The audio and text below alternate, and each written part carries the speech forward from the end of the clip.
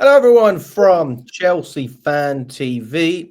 Welcome back to another episode of 3 Points Perspective, the show where we talk about 3 points, and we've got three people as well, and we all give our opinions on what's going on at the moment. Now, in terms of news, there's not a lot of news, but there is a lot of news, and there's a lot to talk about, and everything sort of coincides, doesn't it? Because if you talk about one thing, it all leads back to the same thing. Unfortunately, at this moment in time, it's a very negative. It's just negative press, isn't it? All of it's negative, and we're part of that, obviously, because we're talking about it. But good reason to be very fearful as a Chelsea fan, and also reason to be hopeful as well. I'm joined by Charlie. Listen, we've had a lot going on since the FA Cup game against Brighton. We lost that. We thought that the priority was clear. It was league form. And then we go back to Brighton and we lose by an even worse margin than we did the first time. And now people are starting to wake up to the fact that we are not being run in order to win. We are being run in a model that is totally unheard of at this club, and it's such a shock to the system. And as fans, there was a fan on Twitter, I can't remember his name. He said on his tweet, he said, "Guys, I've only got about 7 followers. Nobody else is doing it, so I'm going to call this protest outside Bovril Gate at 6 o'clock." Bovril Gate is basically Stamford Bridge, for those of you who don't know. Part of the bridge, and it's actually happening. There is going to be a protest. So 6 o'clock. Even if you can't get there for 6 o'clock, obviously you get there a little bit later. I'm sure this will not be a 15-minute job. I'm hoping that fans will have their voices heard, whether you have a message for the ownership to change, or maybe you want to just change the model. I'd still come out and just say what you need to say. I mean, Charlie, we've spoken about this, and a lot of people are extremely, they feel very passionate about this. Even fans from abroad, they go, I live in America, I live in Australia, whatever the country is. If I could go, I would. And the fact that you live in England, you have to go. Yeah, look, I think there's a lot of people have been saying their piece, whether it's online, wherever it is. Like, people have got to back their chat now. Like, if you live in the UK or you live locally or you're going to the game and you've got strong feelings, then you need to back up what you've been saying. There's no point giving it the big one and, we need to do this, we need to do that. And then there's an opportunity to potentially make a change. No one turns up, and I think what we'll find out from this is how many people are actually serious about wanting to make change. Because it's easy to say stuff online and like hide behind a phone screen and that, but the real tough stuff comes when you're actually going to turn up, and that's what we're waiting to find out. Because there's been things like this before. There's been protests planned before, and about 5 or 10 people have turned up because people haven't backed up their chat and what they've been saying. So you'd like to think this one would be different. It certainly feels like it's got maybe a bit more momentum behind it than previous ones, but ultimately it still requires fans to actually turn up and back up what they've been saying. And this could be an opportunity for them to incite to get some sort of change. Now, I think for me, are people more annoyed about the actual people in charge, or are they more annoyed about the way that we're run? And for me, it's got to be the way that we're run. If they change the way that we run and they change the model and whatnot, and they buy experienced players and they do X, Y, Z, I don't think people care about who owns the football club. It's more the way that we're being run. I don't think you could have anyone in charge right now. And I think for me, it's not about, hate Bowley, hate Egg Barley, hate Clearlake or whatever. It's the fact you hate the way it's being run.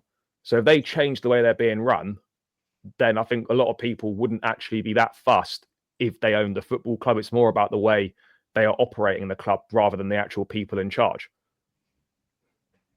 Yeah, but I think that for a lot of people, the two aren't really far apart in terms of that. I don't think they will really change the way they're running things, because No, but if they did change the way, if they changed the way and they ran it in a way they may have changed the way, but the ambition is always the same thing, Charlie. The ambition doesn't change. If they're changing the way they are doing some things, it doesn't mean they're changing the end game and changing that final ambition of there to make Chelsea make them money. Yeah, but what I'm saying is that are people annoyed about the people, or are they annoyed about the way they're being run? Because they changed the way they're being, Charlie. Because they're Americans. No, what I'm saying is, saying it like I hate Americans, but we all know that Americans 99% of the time come in and they milk the clubs. That's what they do. Now, we thought maybe we had some half-decent Americans. I was speaking yesterday about this, and I said, do you know what's funny? I remember when the consortium come forward with Todd Bowley. I never heard Clear Lake Capital. Like, I never heard that. Why is it that I never heard about this hedge fund? Because I think that if we'd have heard Clear Lake Capital on the front of that consortium, it would have been a totally different reaction by the fan base. And Todd Bowley was almost this well, he was the face, we know it, but he has no real power, he's no control. But again, it comes back to, are they all in this together? No, but the point I'm trying to make is that in a theoretical situation, right, if we got the club to change the way that they're being run and it went back to more of a way of how we used to operate before, people would be happy with that, regardless of who's in charge, is the point that I'm trying to make. So look, I get it. Do you believe that can happen? I don't know, but I'm just putting that point out there. Is it the people that you want to change, or is it the way that we're run that we want to change? And I get it, people might want both, but I would rather change the way that we're run rather than change the people in charge again.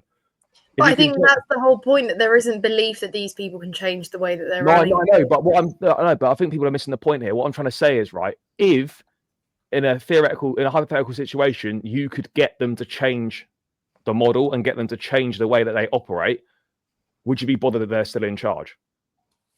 I think the damage is already done, to be quite frank. I think the damage is done. I think that this will take years and years to reverse the damage that's happened. This is something that was built over decades with Abramovich. To be fair, Chelsea was still successful before Abramovich. People don't seem to talk about that. We weren't serial winners, but we were successful. We won trophies. We were at the top of the table consistently. We had a genuine standard, even if we weren't spending the most money.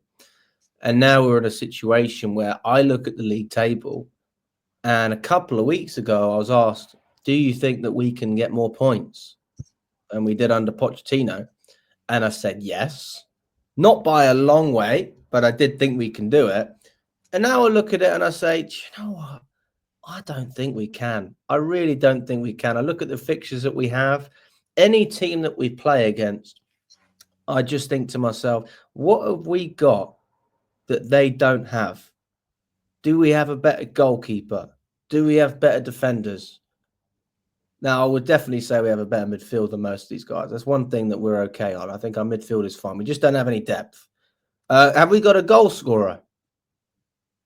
Do we have injury problems? We got so many problems.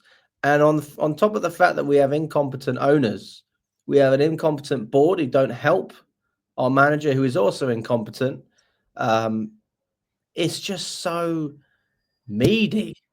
Like, we would be having this conversation. Like, if I went on, and I don't mean to disrespect anyone here, if I went on Crystal Palace fan channel or whatever, and I went on one of their live shows, I'd expect them to be talking the way we're talking. They got problems here, they got problems there. Nobody's investing. What's going on? Oh, this player's not good enough. What's the manager doing? This is Chelsea. I mean, it's embarrassing, to be quite frank. It's embarrassing. And there's nothing wrong with having a blip. We had a blip 2 years ago. We had what we would consider to be another blip last season, but still an improvement on what we had. So I would look at that, or I did look at that as a season of, okay, we're starting to figure it out. And now we're in a position where, because of the way we're being run, the manager no longer speaks his mind. He doesn't have enough players to work with, let alone good players. And we're in a situation where, look, I was in the stadium, and I honestly don't think, I think the season's finished, to be quite frank. I think the only thing that will salvage this season and get any sort of progression is winning the Conference League, which puts you from Conference League the season before to Europa League. That is not a good achievement. It's the absolute bare minimum. And there's still fans. I mean, I don't agree with these fans. They say we're not even going to win the Conference League. I go, come on, guys. I know we're not great, but we're not that bad. So, I mean, that's where I stand. I mean, I'm looking at this team with zero optimism. How you can look at this team and see inspiration from anywhere except Cole Palmer is very difficult. I mean, if you disagree with me, please let me know. No, I don't disagree. No, I don't disagree at all. Look, it's difficult right now. You know, you're not really sure where the next win is kind of coming from. You look at a team that looks short of confidence. You look at a team that doesn't really have any ideas. You look at our current form and you sort of think, well, there doesn't really seem to be any signs of us ending this run and really knowing how to get back to winning ways. That one at Brighton on Friday night was probably the worst. I think that was comfortably our worst performance of the season by quite some distance. And yeah, we have to work with what we've got. Yes, what we've got's not good enough, but the manager needs to try something different. You know, we've seen, you know, he's trying to do what he wants to do, but that's not working. We've got to try something different now. Like, if that means going away from the original plan, go away from the original plan, because if we're just doing the same thing over and over again, like, we're just not going to get any different results whatsoever. So in the immediate short term, like, he's got to find some solutions to the problems right now. You know, on Saturday against Aston Villa, if I see Nkunku as a number 9 again, this manager's not learning. You know, but Charlie, who's he going to play? We don't we try something different. I don't know. Maybe you play Cole Palmer as a false 9. Maybe you put Sancho there. Maybe you put fucking Neto there. You've got to try something different. Nkunku as a 9, mate. Nkunku as a 9 is like playing 10 men. If you're going to play Nkunku as a 9, you might as well send 10 onto the pitch and save his legs for another day, because it's a complete waste of time. You've got to try something different, and if that means a winger up front, just play a winger up front. But then we've got a problem now where, because Madueke is injured, if you do play a winger up front, if you played Sancho as a false 9, you're then having to start Tyreek George in a Premier League game under big pressure. And is he really ready for that? Probably not. So I don't really know. Maybe you go Neto on the left, Sancho right, and you play Palmer on the right, and you play Sancho as a false 9, and you play Nkunku in a 10. You've got to try something different, because what we're seeing right now, that's not going to suddenly play its way into winning games again. Yeah. I mean, I don't really know, guys, what to add and say that's not been said before, but yeah, I mean, we need some sort of refreshment, at least just purely for the footballing side of things. You know, of course, we're going to do stuff off the pitch, and that's, you know, that's one thing aside. But, you know, we're still after that going to go in and play our football, right, at the end of the day, and we're going to look to get results. And, you know, one thing I think we've struggled with massively is throughout this time since the takeover is consistency. And I think that, you know, because we've been so void of seeing good things, like even if we play a good game here and there or have some good football and have goals to celebrate, that's been enough to kind of give us a lift. And then, you know, that sweep period we kind of went in just before our rough patch in December started to unfold. You know, yeah, we went on a big winning streak, but, you know, we had a few Conference League games there to break up the league games and stuff. It meant that that's where we kind of built a little bit of consistency. And actually, if you kind of looked at the bigger picture, you know, there was a lot of changes in the squad, and we were playing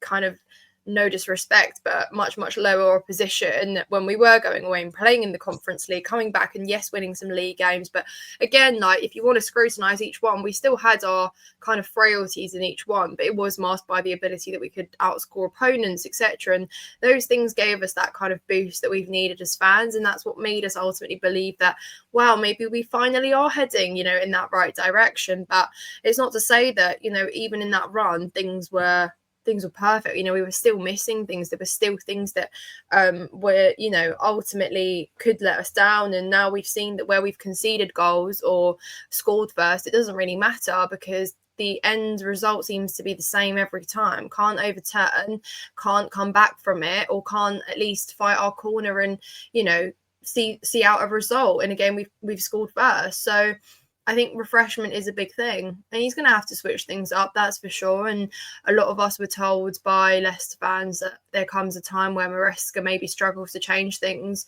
mid-season and is a bit void of new ideas. But, you know, you've got nothing to lose there. You're going to have to change things up because it is looking really dire on the pitch.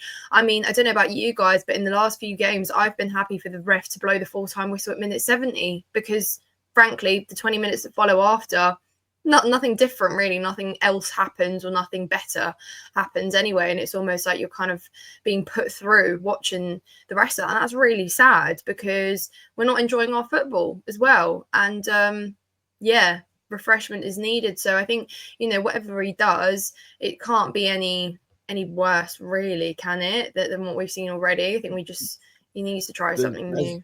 As Mick McCarthy says, my favourite quote, it can. Oh. The thing is, though, like saying to switch it up, right? There's very, very minimal options that we can actually switch things up with anyway. You know, yeah. That's the reality. You literally play Sancho Arnetta as a false 9, and that's the only alternative you've got at the end of the day at the top end of the pitch. You like injuries and obviously letting players go in January. That's the only thing we can change. Nothing else is going to change. But this, I don't know. It's not quite. He's not obviously under the same pressure as Pochettino was. But going to this Villa game on Saturday, why is he not under the same pressure? Why? He's doing a worse job. He's doing a worse job, mate. Do you remember where we were? Tell me where we were this time last year in the table. We were improving. Tell me where we were. Improving. We were getting better. Tell me what position we were in this time last year. We were in a position that was going up and up and up and up from this point. No, that's not a position. We're regressing. We're getting worse. Tell me what position we were in last season on the table at this point. I actually don't know what position we were in. Well, I can tell you. We were in a lower position and we had optimism. We were mid-table. We were mid-table this time last season. So I'm sorry, mate, but it's complete and utter nonsense and rubbish to say that we are in a worse position than we were this time last year. Position. No, we're not. We are in a worse position. We're not. We are.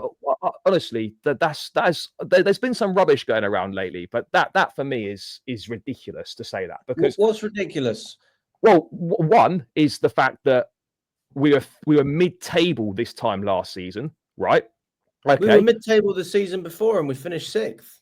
We were mid-table this time last. Right, we're top 6 now. It looks like we're going to go backwards 6 places, Charlie. We might go backwards, but what I'm saying is, right now, if you're comparing it to this time last season, it is impossible to say that we are in a worse position because we're about 6. Do you have more hope now for Chelsea to be able to finish in a European place, forget Champions League, European, than you had last season? Do you have more hope? I think we can finish in a European place. I'm not confident, but I think we can finish in a European place. And we are in a better position, in my opinion, than last season, because last season we were mid-table this time last season. So that factually, we are in a better position. Whether we're going to finish in a better position, that's a different conversation. But right now, we are in a better position factually than we were this time last season. That's not arguable. You can look at the table where you want. Everyone knows we're in a worse position. We're in a worse position. Last season we beat Brighton. This season we fucking lost 3-0, mate. We lost. That doesn't mean we're in a worse position. At least the manager last season. Look, I'm not. This isn't Pochettino prop again. Like everyone knows how. But we have no standards. We are accepting mediocrity. It's okay. It's come out from Fabrizio Romano that Chelsea want Champions League. It come out from Maresca. He said, no, they don't want Champions League. They don't want it. It's a 2-year plan. What's going on? What's the problem? I thought we sacked Pochettino because Champions League was one of the factors. I know that it was a mutual agreement, but that's one of the things they said. There is no, you can't tell. Even if you look at the players are regressing. Cole Palmer is worse under Maresca than he was last season. Gusto is not effective whatsoever.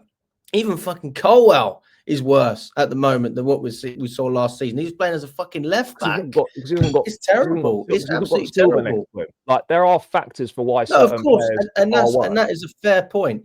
You know, there's not. I'm not saying each player has got worse, but most of them have actually regressed. Even when Jackson was around, like, you look at the momentum that we had. Maybe that was just momentum from last season. Like, the guy improved every single week. He got better at his hold-up play, and then come December, like, the guy's confidence is gone. January, it's finished.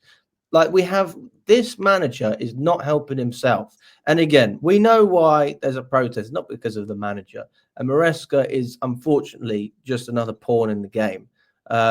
If the manager changes, the project does not change.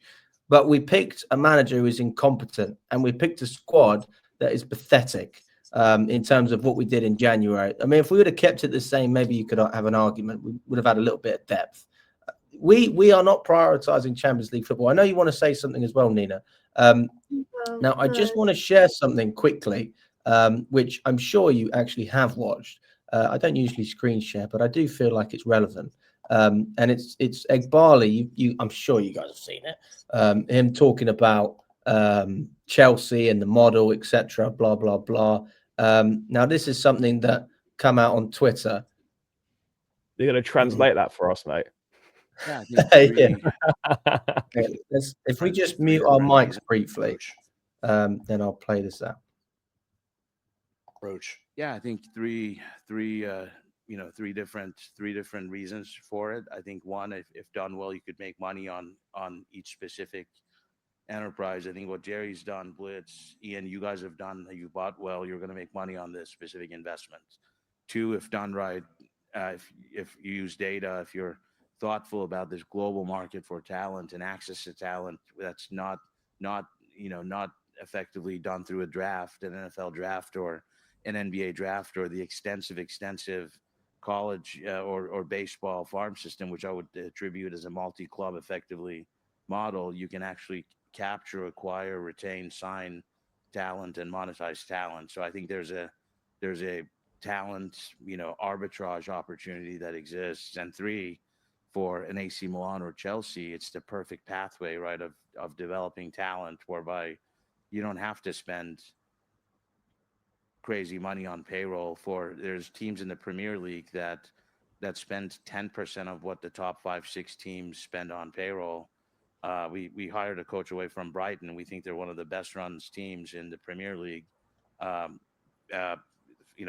owner is a sports gaming data background. He spends 10% of the payroll, wins almost as much, right, and is a very stable mid-market, mid-table, very profitable club, right? So I think if you apply some of that IP into developing talent, but keeping your talent, again, not subject to arbitration, certainly subject to free agency, but the model of 6, 7, 8 year contracts earlier, based on players you've retained who have market value, we think can be a sustainable model. And again, I think we worked probably in the third inning of teams, leagues. All of us and others are looking at different markets, making bets in different markets. For us, Portugal's an interesting market, obviously gateway to South America, gateway to European visas. French market's interesting, given quality of the league, given frankly quality of French speakers in Africa, right? Africa, we think, is a big market. The Dodgers, you mentioned, Todd, if they have an academy, they have a farm team in Uganda, right? So I think looking at Africa as a market with just an untapped amount of talent, close to Europe, time zone wise, close to Europe, we think is interesting. And again, I think we're all kind of teetering at the surface of where this is going to go. Clearly, I think our approach was, it so happened, so because of a global conflict, Chelsea was available, and I think we thought we'd start with that. But I think what you've done with Blitz is not start with the large market club, and frankly build a nice network of clubs that have cohesion and to have some symmetry. Where we've seen it not work is when people are buying clubs randomly, largely because it's there and it's for sale. And by the way, even those guys have made money on it. Folks who've done that. but again, I think we're in the early days of it, zone wise. So there you go. I mean, if that doesn't say what needs to be said, I don't know what does. He said about 3 or 4 times, these guys have made money on the clubs. Oh, you're going to make a lot of money on this club. It's scary. So Nina, sorry, you wanted to say something, but I just thought, we've got to address that as well. Yeah. I mean, no, you said what I was going to raise, the money side of it. And come on, we're not stupid. Of course, we know that owners will come in and want to make money. I mean, I'm not mad about that, but also like to think that the footballing side of things is also in their best interest, because at the end of the day, we don't make money as fans and we're not interested in it. We thrive and are dedicated to our club because of what it returns, the happiness, the memories it gives us, the enjoyment of going to games and being there. Like, we all go to Stamford Bridge, and every time you go, it's equally as special. You make a memory, you enjoy it, you see your other friends, and you celebrate with your team, you enjoy watching the players play. And at the end of the day, that's what we love football for, right? And then there you go, you've got the other side of it where people are coming in, they don't have the same dedication towards a club, and they see things from a very different perspective. And again, we were very blessed to have an owner who absolutely loved the club inside out, and of course was interested in the footballing side of things and how things were looking on the pitch. And again, they make more money if they win, so that's why, again, we chose to believe that everything and every decision that was made was, again, thinking about us being competitive, winning trophies, etc. But the fact that they believe that this model and the investments they've made will, again, make them money in the long run, and kind of whatever happens until then happens, is quite worrying. And it seems like the fact that they've kind of gone back and forth with what priorities are every season, like hearing things like the next manager will be under pressure to deliver top 4, and then that next manager saying that they weren't informed that they should be going for top 4, and all of those things do make you lose trust in what they're kind of trying to paint out here. So I think ultimately what it's come down to and why it's got to this stage now is because fans have a lack of trust in what they see as their own expectations for the club and what those owners do. And I think that the disparity in the direction and the disparity in the ambitions on both the fans and the owners is very, very different. And this is where there has been a bit of a divide. And of course, you give things time because things take time, right? But then ultimately, when you're given the amount of red flags you are as to how different the ambitions here are, then it's normal for you to then turn around and say, actually, I'm not sure I believe in what's being painted out here for the years to come. And that's why we are where we are right now with the whole thing about sending a message out saying, we're unhappy and this isn't good enough, and frankly we won't support and stand for it if this just continues the way it is, because sacrificing, again, I keep coming back to this point, but sacrificing present day success and being competitive in the present day, which is like the bare minimum of a football club, isn't good enough for this, again, supposed utopian Chelsea, which, again, a big what if. And what does that even look like? That's what I've always said. Charlie? You're on mute, mate. You're on mute. Nah, mate, I don't really have anything to add to that. Yeah, no further comments. Feel like that's a little police interview there. Yeah, no further comments. That's unusual, Charlie. But I mean, one of the things I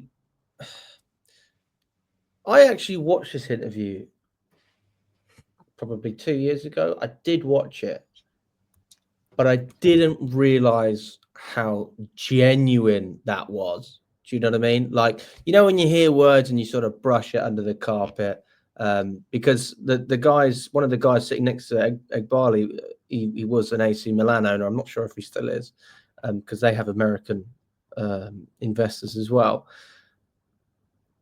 They are so casual about flipping these teams for profit.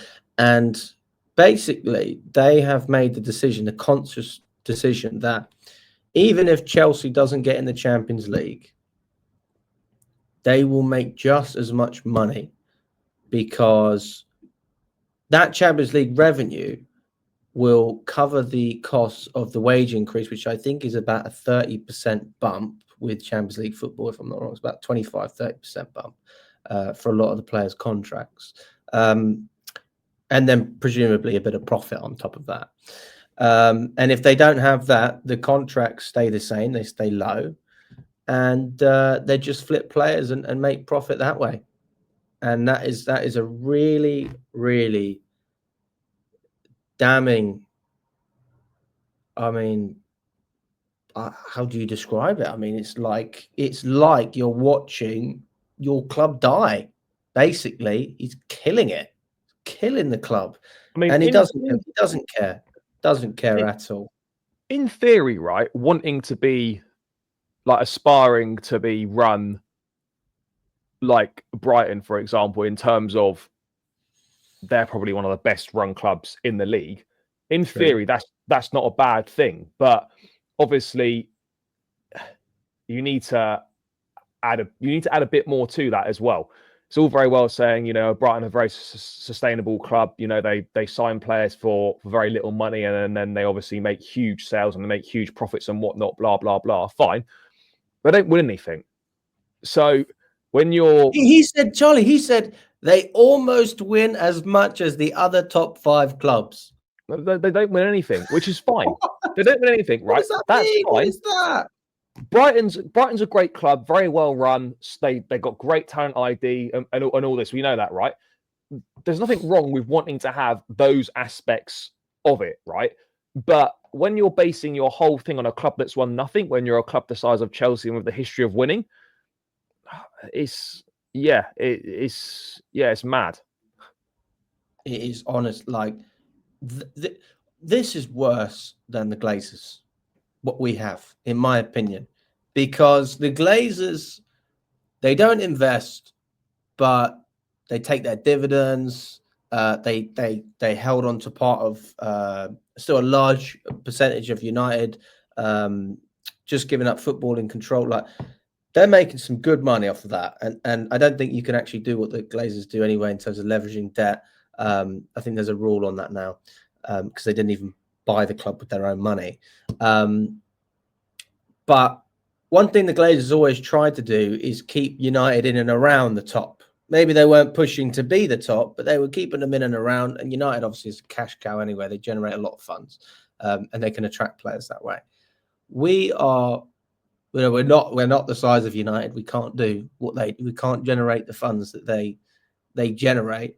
And without investment on a footballing side, knowing that that player is going to help success on the pitch, and he is a Chelsea player, and if you put him on an 8-year deal, it's because you want him to stay for 8 years if he wants to and if he can, obviously, as opposed to keeping a player for 4 years and then knowing that you got 4 years left on his deal and you can flip him for a profit.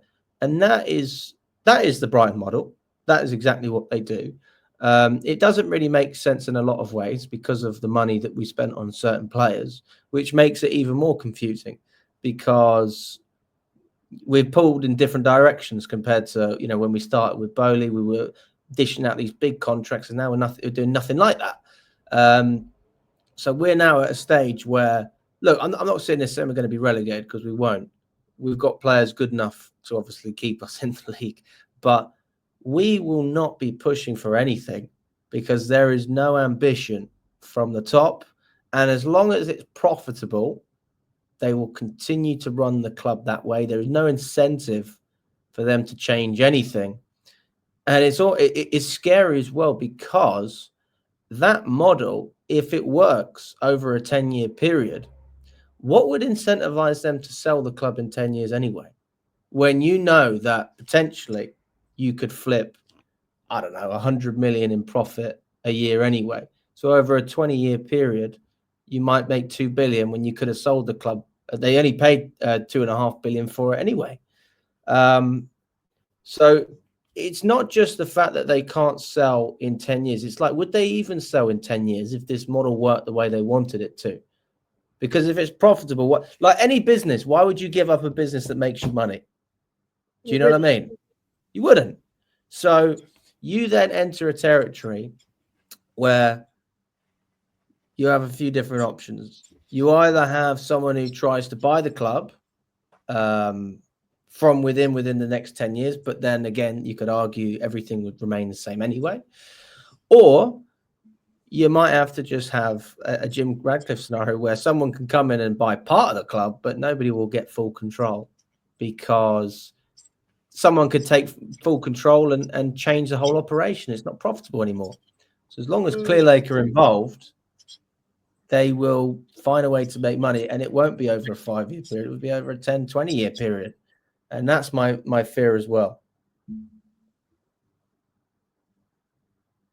You're right, Alex, and there's nothing really like, I mean, you're sat on a stream of the biggest chatter boxes and there is nothing else to say. Like, there is nothing to add. I think, simply put, by the fact that we've all kind of collectively come to this conclusion, you know, like we say, there's dividing in football all the time, but when unanimously fans come together with the same opinion, you must know that there is a very big element to the truth, right? If so many people have come together with this opinion. And so, you know, we've all been there throughout the journey of following the club since the takeover. And like Charlie said, when something new comes into place, you kind of choose to be a little bit optimistic at the start, right? Just to kind of go with it. I mean, you know, we all kind of suffered pretty badly when the club was sold, and then obviously Thomas Tuchel getting sacked. I think, you know, that is kind of, in that whole year we went through a lot of heartbreak as Chelsea fans, a lot of happiness as well, you know, winning the Champions League and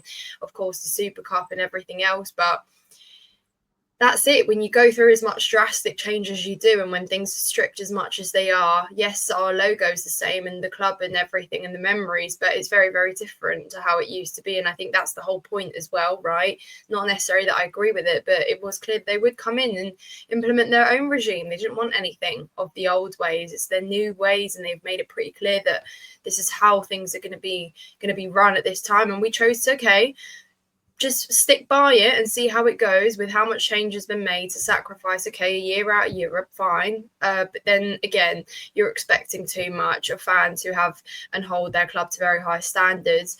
A lot of people say it's entitlement. It's not entitlement to just be, to believe in your values and your core ethos of the club and what it stands for. I don't think that's entitlement at all. You know, we accepted that we'd be out for a while, until things start clicking and getting a little bit better. But when there's as much void as there in the team, and you've not spent as well as you should have, all actually directed the money in better ways, right, and brought in experience. And for me, it literally comes down to something that looks and seems so simple.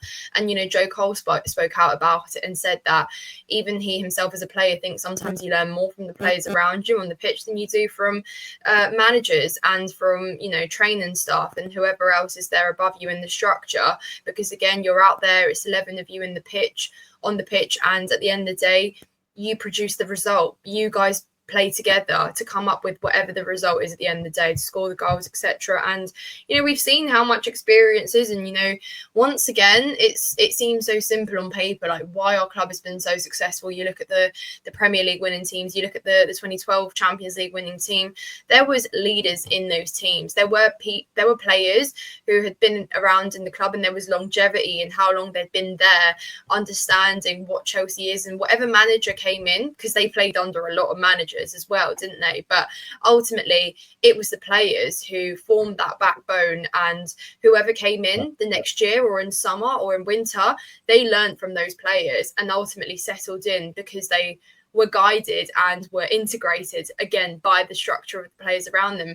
When you bring in 24 new players who are from all different leagues or academies or whatever and have barely played football at this level to come into such a high pressure environment, and you ask them to click and to instantly look like a cohesive team week in, week out, game in, game out, well, that's too big of an ask, especially when you've made them all learn on the job at the same time. So again, it comes down to a pretty simple thing that can be avoided, that could have been avoided in hindsight. But I don't know, the fact that they were so adamant that they wanted things their way and to really believe in this young player model and kind of, you know, bettering them over time, well, of course you sacrifice present day.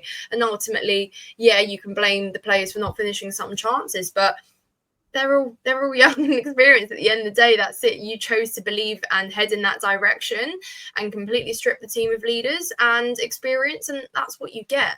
And that's not good enough, because of course you'll sacrifice the present day on that, because you need to give those players time, right? But how much time can you actually give players when you've got certain goals you want to meet? And again, that's not necessarily on the players. It's the environment they were brought into with a lack of experience to learn from. I think you've spoken very well about that, Nina. And if the players don't have anyone to look up to, then they've just got to figure it out themselves. Exactly. And there's nothing wrong with diving in the deep end, but it's like anything. If you're a kid and you're learning how to swim, you may be in the water on your own. No, but you may be in the water on your own, but there's a lifeguard. Do you know what I'm saying? We don't even have that. If they drown, they drown. A lot of players are going to drown. Like, I'm not sitting basically here sink or swim, in it. That's basically what it is, mate. It is, Yeah. but there is no. I've got good. Let me see if I've got an analogy for this one. You go to a new company and they've got a new CRM, a new system, right? And you don't know how to use it. Now, a lot of good companies will have training so that you then know how to use it and you can do your job properly. It's like, we're just people are coming through the door and they're like, yeah, go on, mate, do your job. Hang on a sec. What am I doing here? I don't even know. What's the login password, for fuck's sake? We've got nothing. Absolutely nothing. We haven't even spoken about Maresca adapting his tactics. What tactics? What even is tactics? Pass backwards, sideways, backwards. Recycle and attack. Recycle and attack. My God. My God. I'll tell you what it is. It's dominating possession for 70% of the game and then not registering a single shot on target. Possession-based football, mate. There you go. What do we think about the inverted fullbacks? Doesn't work. It's not working at this point in time, so it needs to stop. And that's the reality. It's not working, needs to stop, and it limits, and it makes Gusto and James look worse because it stops them getting forward as much as they should be, basically. And it's why we recycle the ball as much as we do.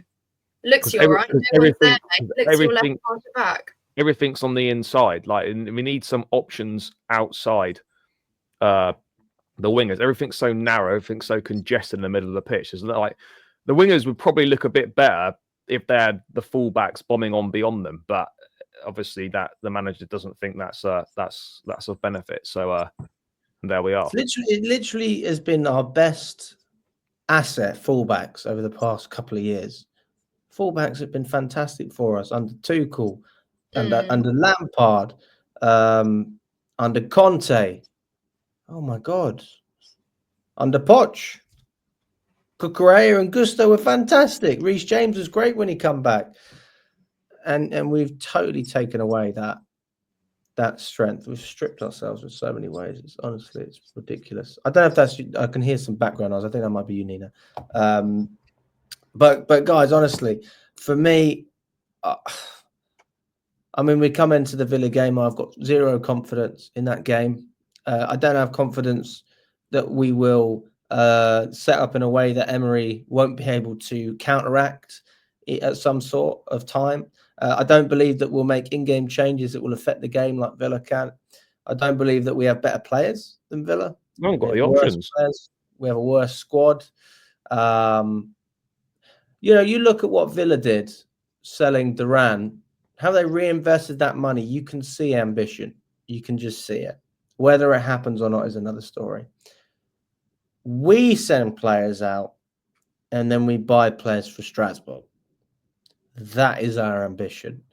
There's not really a lot more to add, guys. There's not really a lot more to say. I'll finish off with this, guys. Just a brief 1-2 sentence answer on the protest. Do you think it will be successful? I hope so. Yeah. But history dictates that it may well not be. I think you know, it's hard to say how many people will turn up and how many people will come. But at the end of the day, there will be 40,000 fans, obviously not all Chelsea, but at least there for the game. And, you know, most people arrive early. But I think it's quite important that people will be, again, unanimously brought together by the fact that there's an important message to send out. And again, I haven't seen this much unanimous agreement on anything at Chelsea recently. So that gives me a little bit of hope on that, but we'll see. I think it will be. I'll be honest. I think it will be. My thing with the protest is very simple. You know, Charlie, we were on a stream the other day and we had 400 people on there. I just presume that 300 of them don't live in the UK. I'm just presuming that. Probably more of them live in the UK than that. So you have at least 100 people that live in the UK. You've got lots of people that do these streams that talk about Chelsea, lots of fan channels. There is no excuse to have less than a couple hundred fans turn up to this. And I actually would go as far to say that is still a letdown. I believe that if this is taken seriously enough, you should have upwards of 1,000 fans. Now, whether it will be the same as the Super League protest, I don't actually know how many fans turned up for that. A lot did. But if you have less than sort of 1,000 fans, I do think it's disappointing. You've got 40,000 match-going Chelsea fans, right? Some of them are tourists, fair enough. Now, if they understand what the club's about and if they love the club, they'll do the same thing, just like any local fan. You've got lots of people that live in London. It starts at 6 o'clock. If you finish work at 6, get there for 7. The game's at 8:15. So my stance on it is this should be a 2-hour job. Just bloody stay there, you know. Don't stand there for 15 minutes and then go. It has no real meaning if you do that. Show that you're serious. And whatever your message is, make it known. Bring a banner, bring some flares. I'd say bring a few beers, but I think the police will confiscate them. Maybe still bring some beers, just hide them. And that's all you can do, guys. But listen, big up to everyone. Subscribe to Nina and Charlie if you haven't already. Their channels are in the description. Smash the like button as well, guys. And we'll catch up soon.